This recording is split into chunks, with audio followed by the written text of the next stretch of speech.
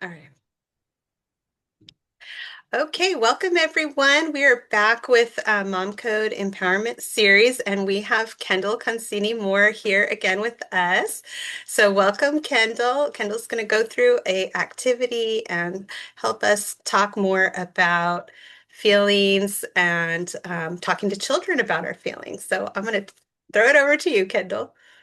Hi, yes, let me play around with opening slides. So I think if I do that, and then I do share my screen, Yep. which, oh no, I don't know if it will let me because I'm not the host. Oh, hold on. Share settings. I thought I fixed that, but I don't know why. Okay. Share settings. Oh, there we go. Oh, okay, Okay. cool. You got it. Okay. So I'm sharing my screen. Let me pull this up. So, as she said, last week there, or a few weeks ago, I had met with Mom Code and I shared my book, Mom's Cloud and the Beach Adventure. And when I shared the book, what I did was I held up the book and I read through it very slowly and mindfully. And if you watch it back, yes, there is glare because it's all shiny and colorful and it's a whimsical children's picture book, but I want it to show how when I interact with children, whether it's my own, I've been reading at schools, I've been reading at some wellness centers. I go through the book with the idea of we can still have fun at the beach day and read a beach book and through all of the wonderful hidden art that Juliana has put in there, but talk through what is going on a day when mom has a cloud and the kids see a beach adventure, but mom is having a mental health adventure. And that is what I wanted to be able to share really how the book was written in a sense and how I started the mental health conversation with my family and then eventually how that led to motherhood and how it also led to creating this book and shared language for my family. And I do note that I am not a therapist, but I have worked with a lot of therapists in my life in both my professional and personal capacity to understand what we do with clinical language. I've gone through therapy, I've done cognitive behavior, I've done the new dialectic behavior therapy, I've done journaling and support groups, and there was always a clinical side, definitions. And so when I really started the journey of the next step in my life, I met my husband, we were dating, and I love him dearly, and he knows he had never gone through anything with trauma. He never had any really hard experience, kind of when we were dating and talking through what's the hardest thing in your life. Just by comparison, it was easy for him. And I love that for him. But it was really hard for him to understand then how to truly help someone who is going through something a lot heavier. And I had defined myself in our relationship as just being depression. And when I had to explain it to him, I worked on an analogy. And the analogy that came from my therapy started as a wave. And the idea was we are both in the water, and I feel the undertow pulling me.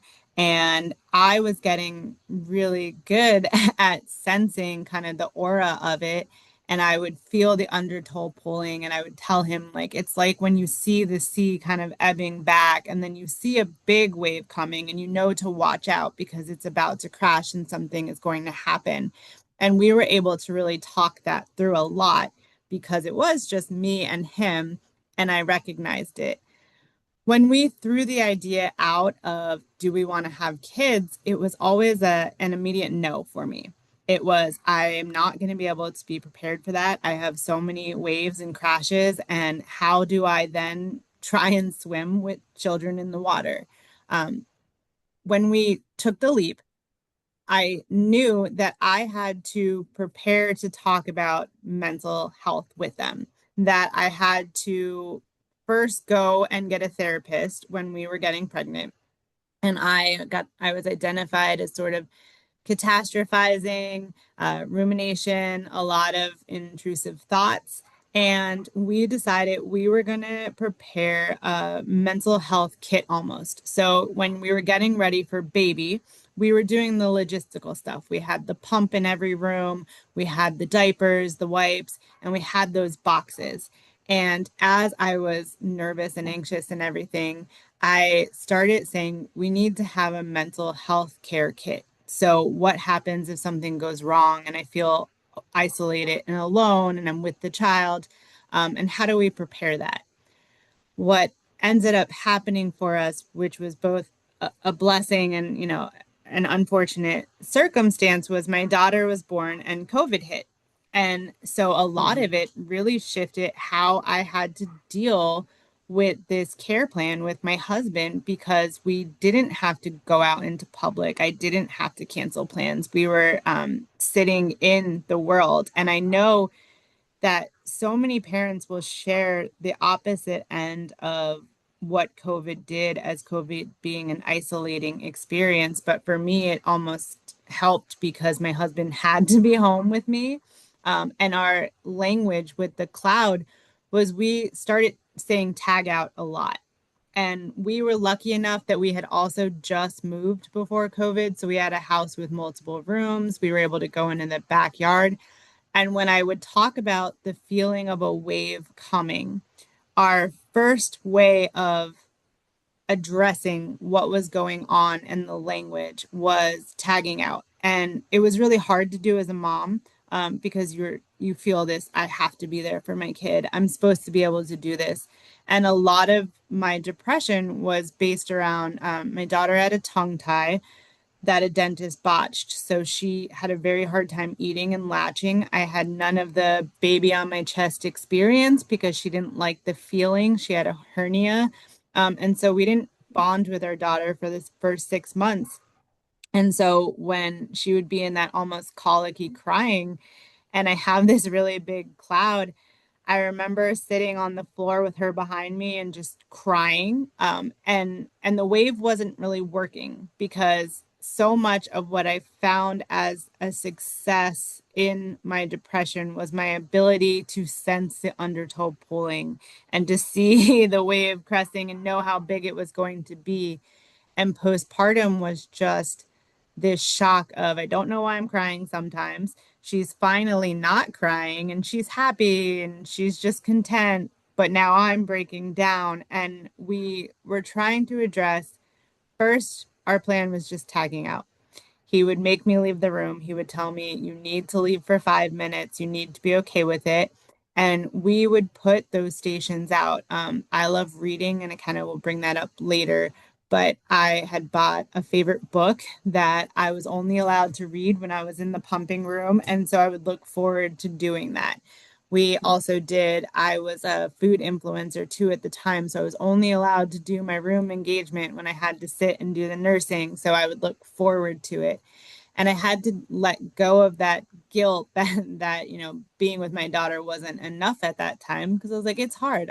I still want to be here with her, but I wanted to do it in a way that my language shows this is still an experience for me that is not what I expected. And I need to come about it in a different, mindful way. And so we made it through everything with my daughter, but we got pregnant with my son on purpose. I knew that I had to go right away. And if things had gotten easier with my daughter, I wasn't going to get back into it. So we decided to have my son right away. And I had planned for the same hard experience we had with her, but her language took off. And we had to start talking about not waves, but clouds. And my daughter, when her language kind of hit, one thing we had always done is we go outside and we look at clouds. And I recognize that in that fun sense of what do you see in the cloud?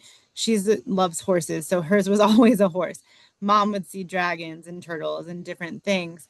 And she would know that we can both be experiencing the same thing but see something different. And same with the storm. I don't love storm crowds. I don't love rain. I'm not a water parent, but for her, storms meant going outside and playing in the wet and playing in the joy. And so it was this easy idea to tell her that mom had a cloud. And when it comes, sometimes we see different things. You go outside and you play this way. I stay and I play this way. And that is where our language in our house really started to shift with storytelling and being able to bring to light what was going on with mom. Why, when her little brother was here, was dad more responsible for him at times and mom needed to walk away, and how that didn't mean anything different, that mom didn't want to be with Max. It was just dad is stronger at these things. Dad doesn't have a cloud right now. Mom does, and she needs to walk away. And so I do want to pause and acknowledge that I had tried a lot of different things that didn't work for me. I discovered now years later, but at the time I didn't know. I couldn't do anything medication based. I was having side effects to every medication that supports depression. I have an autoimmune that we found out years later. So I was reacting to meds different. This was the time when my depression was bad, when we had those care kits in place, and when we were going through it with my daughter. I had turned briefly to, is the answer medication for me? And unfortunately, it couldn't be. And I had wished, because I heard all the positive stories about people who go in that direction, but I couldn't manage it. And so a lot of it had to be that I had to find a way to get through it with more talk therapy. And so that's where leaning in on the conversation worked with me and my friends. And so when my daughter would start to go to bed and we would kind of, I'd do the lullaby, I'd do the book, she would always say, what was the best part of the day? And I would ask her, what are you excited for tomorrow? And when when I have a cloud come and it happens, it's kind of, it really shades a lot of what your memory is.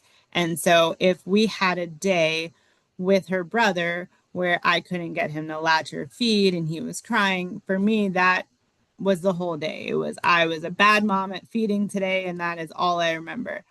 When we would go to bed, her answers started to change my narrative.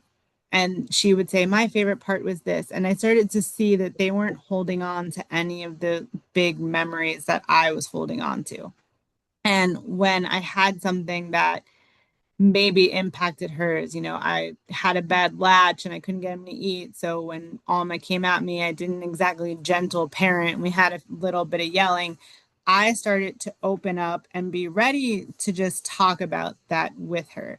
And I think this is a big shift that I'm not taking credit for in starting the conversation. I think it's really that Montessori style of language where we were just telling her no to some things, but we were explaining why to her. We were explaining to her not only mom has a cloud, but some things are going on. So I started to ask her, hey, today was a really hard day. What part of it wasn't fun for you? Or do you know what happened today? And I started to ask her, you know, I know mommy yelled at you this morning. It was a very cloudy day for me. And I would find out what she was remembering from that. And we had this open conversation about it. For me, that was big. I come from a family who does not overly support mental health. It was very much, you have a roof over your head, food on your table. What do you have to be sad about? And so it was just addressing to my daughter, I had a really sad day. I had a hard day. What was the best part of the day so I can remember it too? And what was a hard part of the day for mom?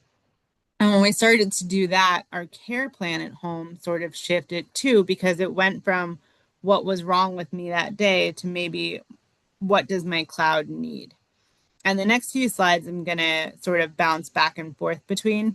But again, I was in therapy at the time. And so when I was doing dialectical behavior therapy, it was that idea that two things can be true at the same time. I could love my kids to death and love every single thing about them. And I can also need time away from them and need to walk away. There's the joke, my two favorite things are being with my kids and being without my kids. And sort of that behavior of how do I recognize and share with them too that mom and dads need their time, mom and dads need their space, and mom is going to have a lot going on. And my daughter didn't go through the terrible twos. Um, and at one point I was like, maybe it was because we were doing all this like therapy work and she hurt us. She did go through terrible fours, so it kind of came back. She was just a little delayed on that.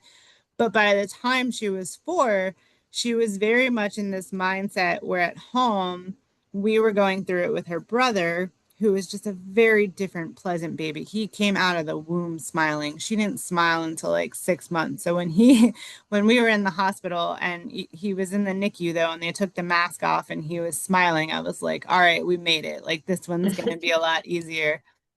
But we would talk about a lot at home, being able to sense a cloud is coming. And part of that was also telling her body signals. So she would know when mom was very tense, or I have like a habit of like fidgeting with my hands. And so she would say, "Oh no, you're fidgeting." And I would just explain to her, like, "Yes, mom is anxious about this." And we would talk through how mom is going to deal with this. And I would say, "Mom's going to take 20 minutes, dad's going to be in charge," or mom wants to sit here, but I just want you to play over there. For me, it was in my head, there was sometimes a little bit of guilt about expressing myself as something going on harder. I think moms are very much taught that we need to be on 24/7. There are a lot, I'm on social media, so you get a lot of accounts that are like, cherish every single moment. They're not going to come and ask you to play eventually. Hold on to saying yes.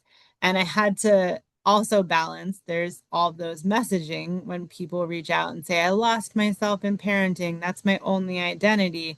And I've always been trying to balance those two things on, I have found that by telling my kid a lot is hard for me at times, that we are having the best quality of time together when I am also at my best. And the time she comes up to me and I'm having a hard day and a cloud is there and she asks me to play horsey again, I tell her, Mom doesn't like playing horsey when I have a cloud here.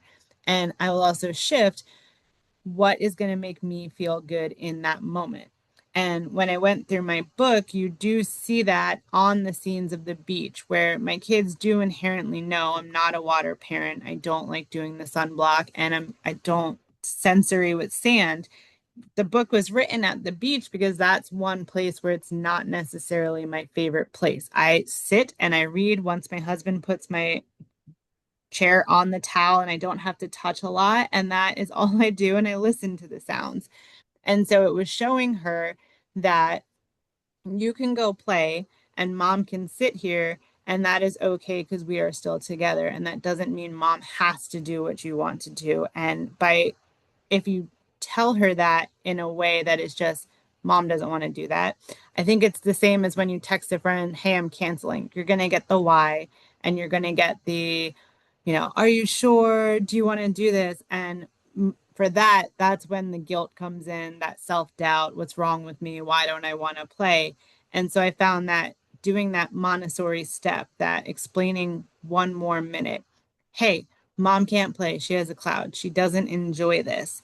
Mom needs to do this instead. We started to talk through um, what a lot of it looked like. And I started to open up to my husband and my friends and family too, what my cloud started to look like.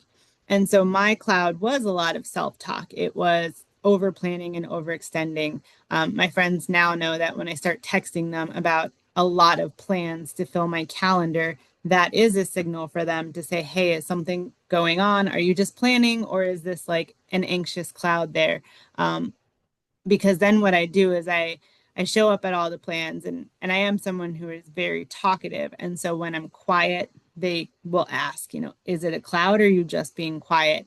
And so when I sat and I identified, okay, this is what my cloud looks like. If I'm over planning, check on me. If I'm out somewhere where I'm normally talkative and a leader and I'm not, check on me. If I am running around a lot and that inability to focus, or I ask what a couple times, then I'm probably lost in my head and check on me.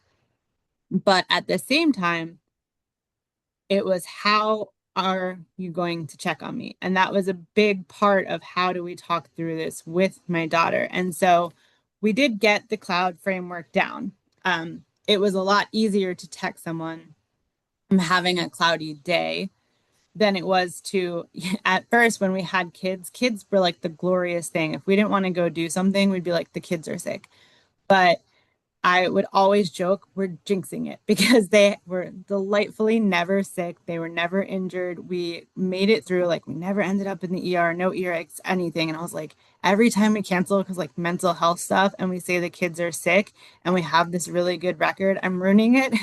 So I did push myself to open up. And once the book and the blog and all the stuff I was doing kind of came out, it was texting friends and said, hey, I can't come. I feel a cloud rolling in. They learned on that same sense. If anyone's ever done like temperature check, pulse check, or spoons, how many spoons do you have? That it was easy as a follow up to just say, like, do you need to talk about it? Is it a storm cloud? Is it a light passing cloud? And that was easier to respond to reframe it in my head as like, hey, it's okay that I canceled. I know there's the sentence too, like no is a full sentence. A lot of that stuff was hard until we did this simple, I need a minute, a cloud's rolling in. I want to see if it passes. If so, I'll come out later. If not, I'm going to stay in because it's a storm cloud. And we then looked at how do we create kind of our care kit with that? And this one, I'm going to click fast to the next one and come back to it. But we did kind of a cloud feelings chart originally with my daughter, but as more of my friends who didn't recognize I was going through depression, because mine is high functioning depression and I'm very extroverted, and they would say, oh my God, you? And I was like, yes, it's all kind of behind the scenes. We started talking through that emotional forecast. So for us, it's the cloudy language. It sort of shifted. My husband used to do temperature checks. I'm really bad with numbers. If he tells me like it's 60 degrees, I'm someone who I'm like, does that mean pants and jacket? Like he has to just tell me, hey, it's pants and jacket out. And so we did pulse check, we did tagging out, and eventually now we kind of do the varying degrees of the cloud. And we did this with my daughter, and we asked her, how do you feel today? And hers, she surprised us because she said, mine's not a cloud, it's a tornado. And I was like, what do you mean? And she goes, I know I'm not supposed to scream or throw things, but I would really like to go on my head and in my room and spin around and just get it out. And so I texted my husband and I said, okay, when you come home, there's a thing going on, don't ruin it. But she started doing that. And then we also would find kind words for our cloud and we would write them down and we kind of put them up too. We have, for us, we have these little fridge magnet words and we're able to put them up. We also acknowledge as a family who can help in what situation. And a big part of this is what the title says. I have taught, and I say taught, and he knows that, my husband to ask me solution or comfort. And it's hard because sometimes they get passive aggressive and I'll be like, hit me with both. Let's see what you got. And I know it's because he doesn't have a solution. And I'm like, let's see what you're going to try and do. But it is the openness to say solution or comfort. And sometimes when it rolls in, I don't even know. So I do say, I have no idea. And we will slow it down and we'll address, what is the forecast and where did it come from? If it comes from something that is maybe work related or health related, then my husband can be my person for that. If it comes from something family related or outside friends, we know that some of my friends who have been with me a longer time in my life, that's who I go to. Sometimes I do tell him a cloud's rolling in. I need to go to my therapist and I can't talk about it until after because I don't think I've unpacked it. And we've done that with my daughter too, where we've learned to be okay with some things are dad things and some things are, we call them mommy jobs. And so we talked to her about, do you think this is a mommy job? Do you think it's dad job? And what will help too? I'll come back to that. But we talked through all of those aspects that come from normal therapy of the physical, emotional, personal, and acknowledging that sometimes this isn't going to work. With being with my husband, we did recently talk about how different our love language has changed since first meeting, too.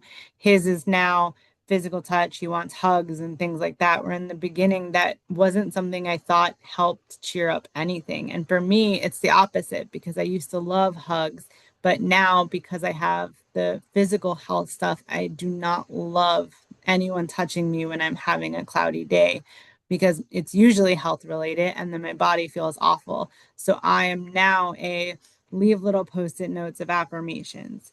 And we have even talked through what that means because an affirmation of, we love you. I'm like, I know you guys love me. I need an affirmation that's like, we're so proud you did the dishes yesterday when you felt like trash. And so we talk through what that next level is in the solution or comfort. If it is comfort, I say it's comfort and it needs to be my love language, not yours. And we have those conversations with our kids too of if you are having a bad day, what helps you the most? And we sort of broke this down, but in an easier way for them. Where physical for them is we go to a park, and emotional is we we call them sandwiches. Everyone in the family hugs, and we ask who gets in the middle of the sandwich. And then the social is we'll invite friends over, and we kind of go through all of those care plans based on how do we not just fix but look at what do you want us to hold space for you. And that kind of comes back to our cloud chart where we say, how do we find joy? Now, right now, this works really well with my daughter because her language is really far ahead. At home, we have a cloud pillow, which is sort of where it started, where I'm able to hold it. And if I'm sitting on the couch, because I don't love being alone when I have a hard time, but I need them to know that just because mom's sitting in the room, it's not the same. So I hold the cloud pillow. Now, my son, who doesn't talk as much as my daughter, he will do something similar. He has a certain little chair that he goes in, and we know he's the rock on this chart. So we know if he goes and kind of does his little rock thing on the side, that is where he is sitting and staying. And when he is ready, he'll come out and tell us. It has been a shift. We have grandparents who are not in that Montessori language. So when a kid is sad, it's, oh no, come give me a hug. And I'm like, give them space. When they're ready, they'll come out. And a big part of it is just equipping the kids with the language themselves. And now it has helped us because we wrote the book, but now family knows what a cloud is. So if Alma says, I have a tornado, the family knows to give her space because they've heard us use that language and say, hey, Alma's thing is a tornado. If she tells you she has one, she doesn't have to hug you. She doesn't have to play in the way that you want her to play. She can go where she is and do what she needs, and she can calm down and come back. We also are lucky we have a circle house. So sometimes shifting, and that's kind of number two, is we shift her environment by telling her, go do a lap. And I'll tell her, I don't like grumpy Alma, do a lap, come back, or keep doing laps until you come back as smiley Alma. And we talk through those. And I had to, it sounds like this is all working really well now, but in the beginning, it was something I had to physically write down for my husband. So these touch points were like, this is in we call it the green notebook here. And we have a green notebook that has a bunch of different activities where if mom has a cloud and you come and ask her, what does she want to do? And she's in the middle of a feeling, she's not going to be able to answer. So here's the stuff that I want you to try and see what works during this time. And also be okay if mom snaps at you because you're trying number one and she clearly needs number two. And we've gone through, for me, I love reading. So we say, do we want to go to the library? Do we want to play library? Does mom just want to read on the hammock? If it's not and it's nice out and we say, okay, let's physically change our space. If it's something where I say my cloud is here based on food, we change up what dinner is. We don't talk about it. We don't go out to eat that week. And if it's something where it's just mom has no idea, then we know that dad's like, mom's tagging out. And so we do the kind of stop with the kids because that's an easy. We're going to stop everything right now. Something's going on. We're going to take a break and talk about what is going on if we know and observe, and then we kind of do the next step. And we've done a lot of things. We love our question of the day book. Question of the day books really get kids thinking about their memories and recognizing how to record stuff. My husband and I have one for couples, which is fun to just try and keep discovering stuff. And we have, they're everywhere. I love the little scribble books, like the just there's no real prompt, everyday changes. And so every day is a different question. And so we really keep doing that as opportunities to touch base with each other and say, what are we going through and how can we recognize those emotions and bring it back to sort of our self-care isn't just one unilateral thing. And we've done it.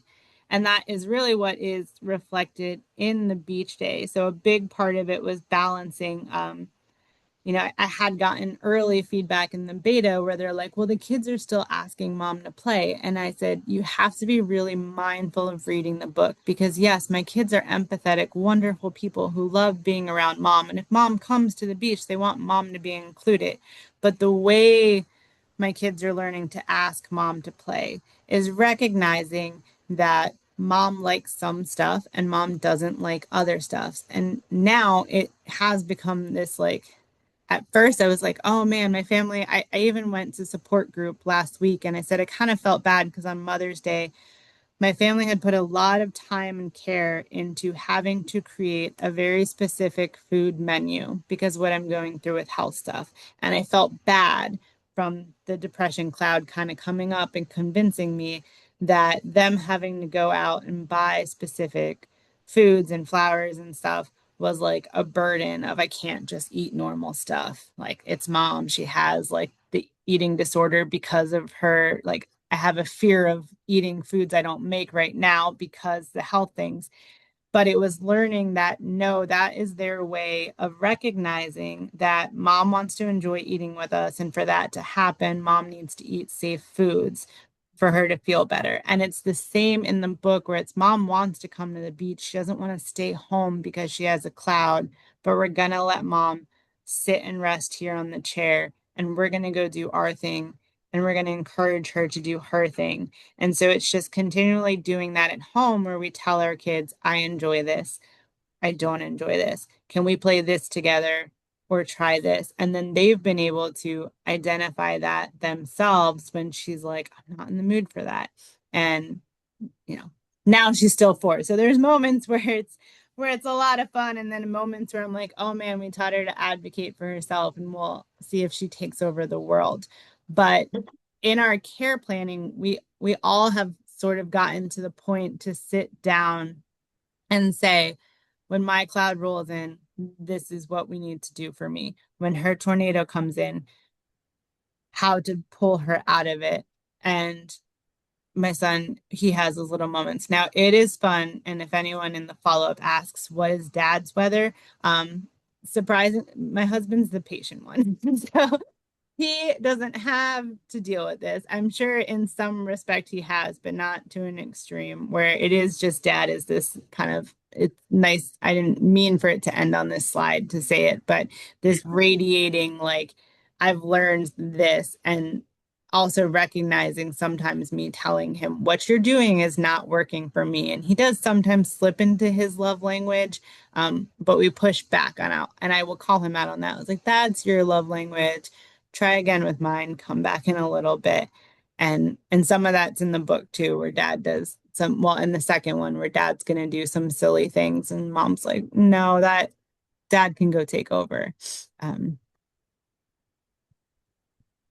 and so again, I still have cloudy days. This is an experience that I go through, and how the cloud language has really helped me through a lot of the cycle breaking.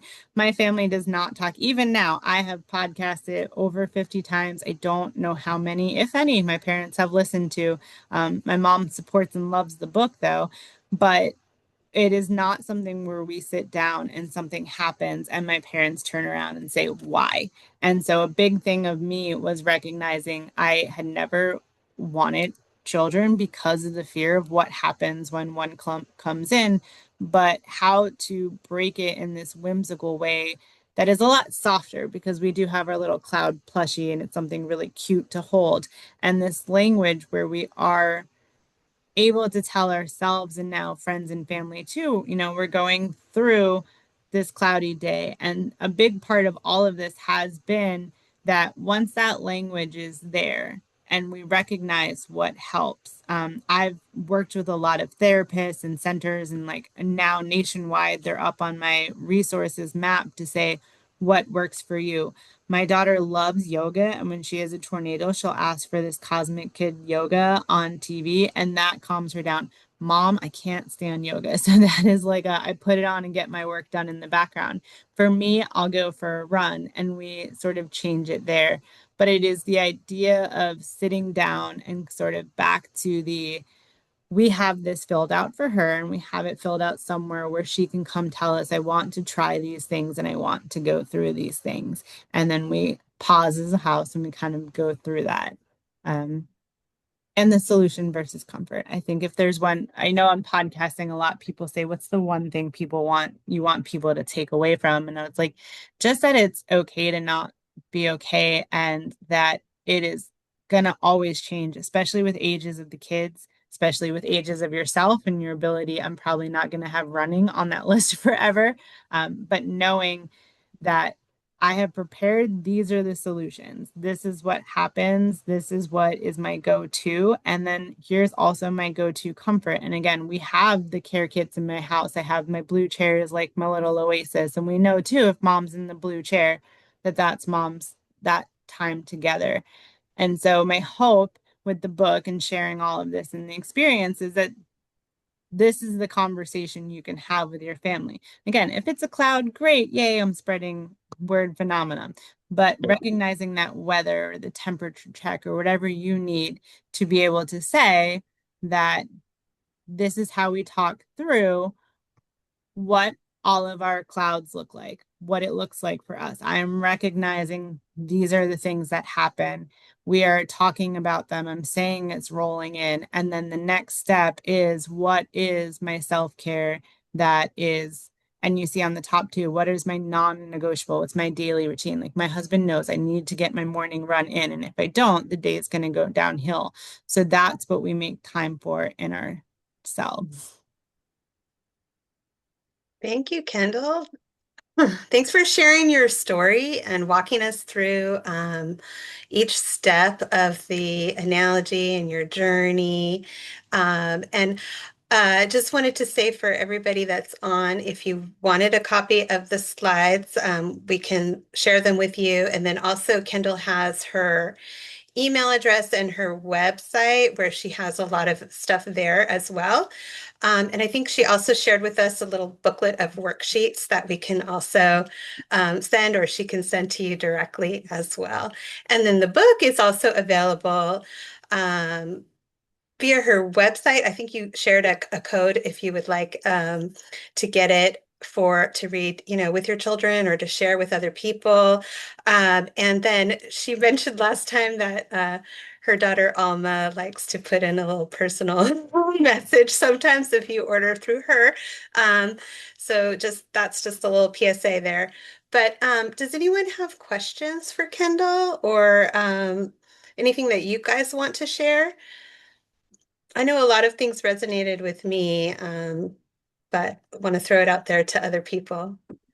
I do want to add too, if it I did share a big part of it too is this shared community. So if it resonated and it's something where you're like, oh, this therapy center does this work, please share names with me. I love adding to my list of places. If anyone works in the mental health therapy community outreach, I love adding to the resources list. I love connecting people with other people too.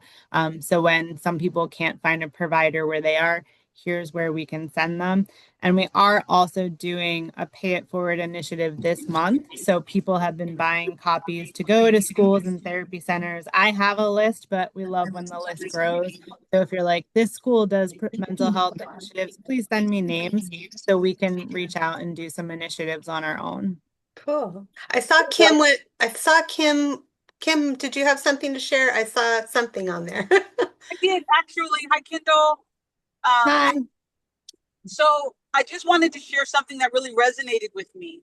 When you were talking about, how to have language with your husband, you said that it's either solution or comfort. And I said, oh, that's great languaging. But then you added that the comfort needs to come in your own love language. And I thought that was Mhm. an interesting addition that I think that I will add to my own life, because oftentimes people want to give you comfort, but they do it in the way that works for them. And it doesn't always work for me.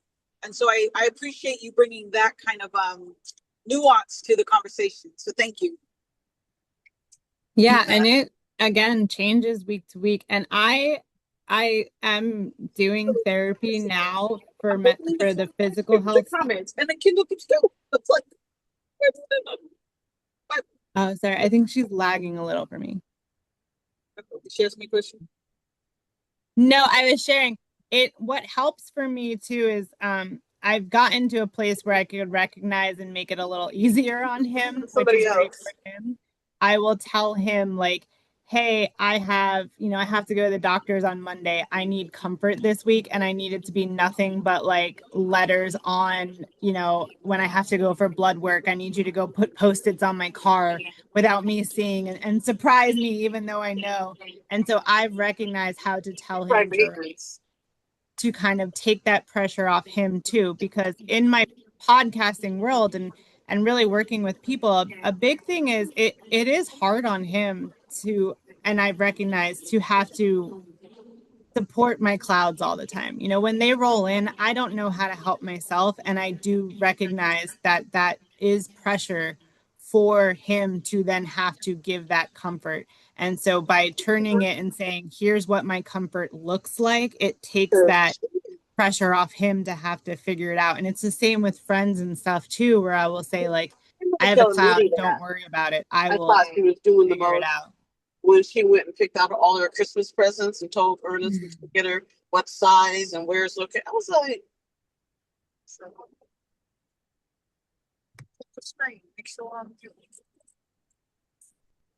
I don't know if it might just be background. Kim needs to be on mute, and she's not muted, so her, Oh, okay. Let There yeah. she me, is. okay. Well, yeah, I really resonated with the in your love language too, because we have the same thing in my family where my husband's is physical touch and mine is not. Like if I'm feeling some kind of way, I do not want like all over me. I'm like, no, stop it. And then they say, "Oh, but you're beautiful." And so it's funny because Max has started talking, and my husband said to me once, like, I did not feel good, and he was like, "You're beautiful," and I was like, "Shut up." And well, no, he said, "You're beautiful, you can do it," and I said, "Shut up." And later we go to Max's tumbling class, and he had to walk across the balance beam himself, and he was very hesitant, and he did it, and I said, "Beautiful, you did it," and he goes, "Shut up," and I was like, "Oops." And He so was listening. yeah, and so that was my, like, they're always listening to our responses, so it has to be, I was like, stop telling me stuff that is not my love language, because I'm gonna respond by snapping, and they're picking up on it. Yeah. Did anybody else have anything they wanted to share or questions for Kendall? Feel free to just unmute and speak.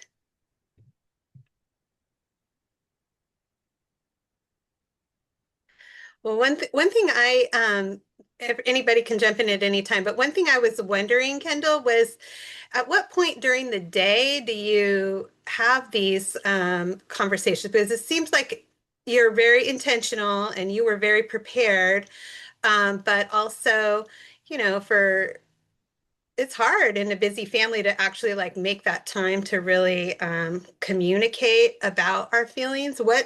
When do you do it during the day? Is it all day long or is it like at dinner time or what? I mean, in a sense, that Montessori language is all day long. It is constantly narrating what is going on. I think it took me a while to credit that as being why Alma, she's 4. If you talk to her, you won't know that she has gotten ahead. And for the longest time, I would say, like, I don't know how. And it was finally like me owning, like, no, I did that. I narrated everything to her. So if they come up and they go to interrupt us or want something, we'll explain to them the quick little things. Like, mom doesn't want to do that because she's dealing with this. Or I'll, if she's trying to play something and I'm stressed, I'll be like, I can't, I'm not going to be fun right now. Those little things are just all day. When it is something bigger, and I know it happened during the day, and maybe we were able to hide it, because to a respect too, like, we don't hide our feelings, in the sense of, if I'm crying, I will just cry in front of them. If, I'll tell her, I'm gonna go have a good shower, cry, you want to come and play in the water. Those we don't hide from them, but there are things we don't let our children privy to know the bigger behind the scene clouds of. If it's family, we don't tell her all the tea of everything.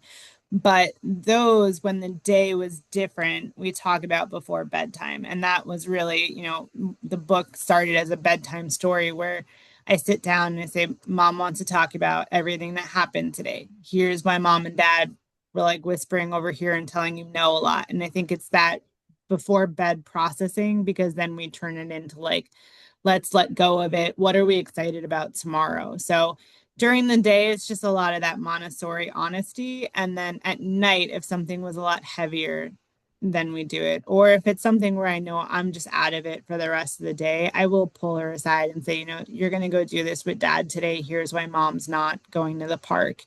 And so we find it, it's kind of as it goes. But I always do, our routine is the bedtime, let's talk about it, which is cute now because Max is just still getting language. So he'll say, what do you want to talk about? And then he doesn't really get what we do. So it's nonsense, but that's also cute. But he's getting on the rhythm of it. Yeah. Great. Um, Anybody else want to add anything or process how you might use something like this in your home? Gilda. Thank you so much, Kendall. I was diagnosed with anxiety many years ago, and so I know that I struggled to how to explain certain things to my kids, and it was really difficult during COVID. So um, it hearing, I was like, oh, I wish I'd had some of these tools. They're older now. I have a Yeah. sixth grader and eighth grader, and I've managed to sort of talk to them about things along the way. And but again, the same thing that's already been mentioned before: the solution and Mhm. comfort that really resonated, or comfort really resonated with me. Um, and because I think with my anxiety, my husband, who's the peppier one, the more optimistic one, wasn't always sure how to help me or understand me. And so I think a lot of what you said regarding love languages that really resonated with me, because for me it was um, words of affirmation. Um, and I realized later that my mom, who passed away years ago, was really good at noticing that, and she would tell me everything's going to be okay, or saying the positive thing. And then I was like, okay, okay. So I heard a lot of things that, yeah, it struck a chord for sure. So thank you very much. And I'll keep thinking and processing about some of the things you said, and how I can continue to work it with teens and preteens as well, which is Yeah. challenging. I was diagnosed with generalized anxiety disorder, and a lot of it was medication is what solves that. And I would react horribly to every medication. And so I couldn't take anything. And later, when I was also diagnosed with depression, my last therapist was like, it's not anxiety, it's high functioning ADHD. And she really unpacked it. And then with that, there were better workbooks and better tools for me that resonated beyond anxiety, because it wasn't just that.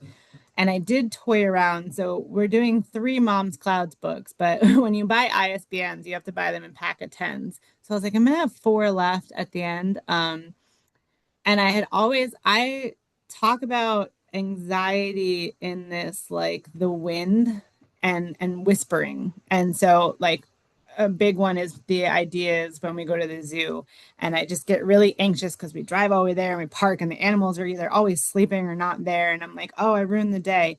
And so that was one of the stories I talked to my daughter about. The wind just comes and I kind of feel this like whispering that something's wrong and going on. And so I do talk to her about um, if I can see her, she will get tight and she'll do this. And I worry, like, does she have anxiety disorder early? Because, you know, I have something and she'll probably end up with something because her dad has ADHD too. But we do talk about, you know, are you getting little whispers from the wind or something? And do you want to talk through it? And so I haven't really gotten there because I haven't unpacked that side of it since it did shift to ADHD. But I think just the weather personifying everything is helping me get through with her. Like, it's okay if you're anxious about this, but that's anxiety is sad is easy for kids. Anxiety is like so much heavier to describe when you just have this normal flutter at their age and then something deeper. And how do you explain the deeper? There's so much anxiety, it's stopping me from doing something. And with that, it is just a complete difference because I feel like I don't want to get in that self-fulfilling prophecy where it's like, if this is making you too anxious, you don't have to do it.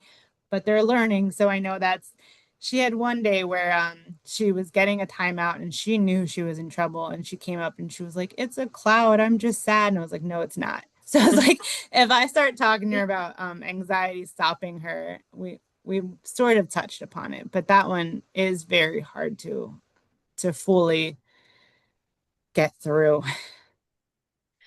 Yeah, we're always learning, always, always. I mean, Mm. I think we could probably sit and talk about all this for a really long time. Oh, yeah.